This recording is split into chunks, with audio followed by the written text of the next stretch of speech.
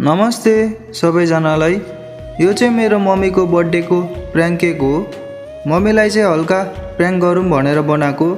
आउनुहोस् हेरौँ है मेरो मम्मीको रियाक्सन कस्तो हुन्छ केक काट्दा। तर यो बोटुकामा केक बनाउँदा साह्रै अप्ठ्यारो हुँदो रहेछ। घरि यता सर्छ घरि उता सर्छ, अप्ठ्यारो हुने रहेछ प्र्याङ्क केक बनाउनु पनि।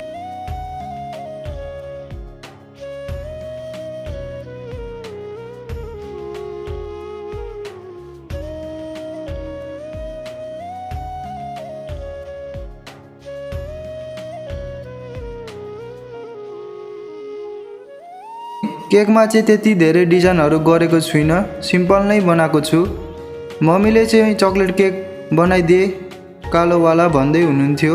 त्यो केकको भिडियो र मम्मीले केक काट्नु भएको रियाक्सनको भिडियो चाहिँ अर्को पार्टमा देखाउँछु। तपाईहरूले चाहिँ मम्मीले केक काटेको हेर्नु मन छ भने चाहिँ कमेन्ट गर्नुहोला। धन्यवाद।